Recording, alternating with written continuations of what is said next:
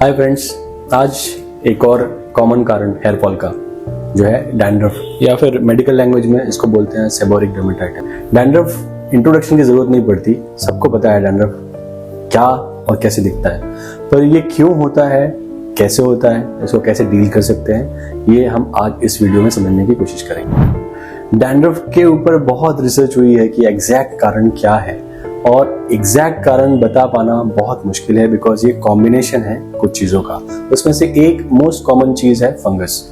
मलेसीजिया एक फंगस है जो आपके सीबम रिच एरियाज जैसे स्कैल्प हो गया, फ्रंट चेस्ट, बैक, इस एरिया में कॉमनली नॉर्मली रहता है। पर ये डैंड्रफ में कन्वर्ट कब होता है वो चीज हम समझ सकते हैं। तो ये बेसिकली एक फंगस है जिसके पास में खुद का खाना बनाने के लिए कोई इसके पास एंजाइम नहीं होते हैं। हमारे स्कैल्प ने सीबम बनाया, सीबम जो है वो ब्रेक डाउन करता है मलेसीजिया का लाइपेज एंजाइम और अनसैचुरेटेड फैटी एसिड्स में कन्वर्ट होते हैं।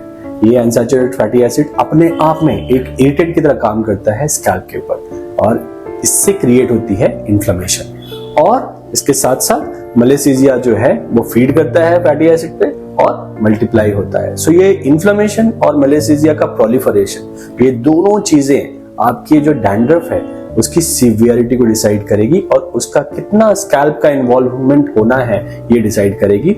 कुछ कॉमन मिथ है जो इसके साथ जुड़े हुए हैं। तो एक कॉमन मिथ है कि डैंड्रफ एक एलर्जिक रिएक्शन है, किसी चीज को आप एलर्जिक होते हैं उसकी वजह से रिएक्शन होता है। जी नहीं, ये मलेसीजिया का मल्टीप्लिकेशन और उसके द्वारा किए गए इन्फ्लेमेशन इसके ऊपर डिपेंड करता है। एक है कि ट्रीटमेंट के लिए नॉर्मल शैम्पू जो ओवर द मार्केट अवेलेबल है उन्हें आप मल्टीपल टाइम्स यूज करो, वॉश करो, इसको जितना वॉश कर सकते हो उतना वॉश करो, ये निकल जाएगा। बट ये भी एक मिथ है, इससे डैंड्रफ आपका ठीक नहीं होगा। अब आती है बारी ट्रीटमेंट की। ट्रीटमेंट के बारे में अगर हम बात करें तो जैसा बोला मैंने कि नॉर्मल शैम्पू से ये डैंड्रफ या फ्लेकीनेस नहीं क्योर होगी, इसके लिए आपको मेडिकेटेड शैम्पूज ही यूज करने पड़ेंगे। ओवर द काउंटर जो डैंड्रफ के लिए ट्रीटमेंट्स अवेलेबल है उसमें अगर हम देखें तो मोस्टली 5 कॉमनली प्रिस्क्राइब्ड आपके शैम्पूज होते हैं। एक होता है आपका कीटोकोनाजोल, एक होता है आपका जिंक पाइरेथेनॉल, इसका फेमस एग्जांपल है आपका हेड एंड शोल्डर्स, और इसके अलावा आपका होता है साइक्लोपेरॉक्स, कोलतार और सेलेनियम सल्फाइड। ये 5 commonly prescribe over the counter shampoos available होते हैं। इनकी स्ट्रेंथ डिफर करती है, इनके कंपोजिशन डिफर करते हैं, जिसके हिसाब से आपका जो है एक ट्रीटमेंट भी डिफर करेगा।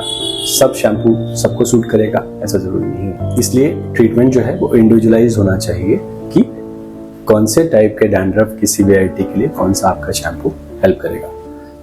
ये शैम्पूज में से मोस्ट कॉमनली आता है कीटोकोनाजोल। कीटोकोनाजोल के लोशंस भी अवेलेबल होते हैं, शैम्पू भी अवेलेबल होते हैं। इसकी 1% या 2% स्ट्रेंथ होती है, और सबसे इंपॉर्टेंट होता है इसको कैसे यूज किया जाए। तो इसको आपको स्कैल्प में अप्लाई करना है जहाँ पे मलेसीजिया प्रोलिफरेट कर रहा है। इसकी एक एंटी फंगल प्रॉपर्टी है, तो जब आप अप्लाई करेंगे उसके वो जो ग्रोथ एनवायरनमेंट है उसको डिस्ट्रॉय करेगा। इसको अप्लाई करके 10 मिनट रखिए और इसके बाद इसको वॉश करिए। ZPTU जैसा कि जिंक पाइरेथेनॉल नोन है, ZPT क्या करता है कि फंगस का जो ग्रोथ है उसको अरेस्ट करता है, उसके अंदर के कॉपर लेवल्स को बढ़ाकर, जिसकी वजह से जो फंगल का जो प्रोटीन होता है वो डिस्ट्रॉय हो जाता है। अगर ये एक लेवल से ज्यादा बढ़ जाए तो डर्मेटोलॉजिस्ट को विजिट करके आप सेबोरिक डर्मेटाइटिस का ट्रीटमेंट, जिसमें ओरल टैबलेट्स और भी सॉल्यूशंस कुछ हैं जो यूज किए जाते हैं और जो ये सीवियरिटी बढ़ी है उसको कंट्रोल करने में हेल्प करता है। एक होम रेमेडी है जिसको आप यूज कर सकते हैं, यूटिलाइज कर सकते हैं। उसमें आप नॉर्मल जो सॉल्ट होता है घर में उसे लीजिए, उसमें ऑलिव ऑयल मिक्स कर सकते हैं। ऑलिव ऑयल नहीं है तो पीनट ऑयल यूज कर लीजिए, और इसका जो ये सॉल्यूशन बनेगा उसमें थोड़ा लेमन जूस ऐड कीजिए। ये कॉमन जो सॉल्यूशन बना इसको आप स्कैल्प में अप्लाई कीजिए, 10 मिनट्स रखिए, उसके बाद एक सल्फेट फ्री शैम्पू से इसको वॉश कर दीजिए।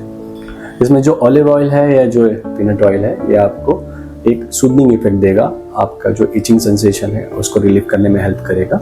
जो लेमन जूस हमने ऐड किया है उसमें विटामिन सी रहता है जो 2 इफेक्ट करेगा, एक आपकी scalp health by boosting collagen production और एक आपकी हेयर हेल्थ को बूस्ट करेगा। जाते जाते आप अगर डैंड्रफ को डील करना चाहते हैं तो इसको अच्छे से क्लेंस कीजिए, रेगुलरली क्लीन कीजिए, और नॉर्मल शैम्पू नहीं, जैसे हमने बात की, इन शैम्पू का इस्तेमाल कीजिए। सनलाइट एक बहुत अच्छा नेचुरल फैक्टर है जो आपके फंगस को ग्रो होने से रोकेगा।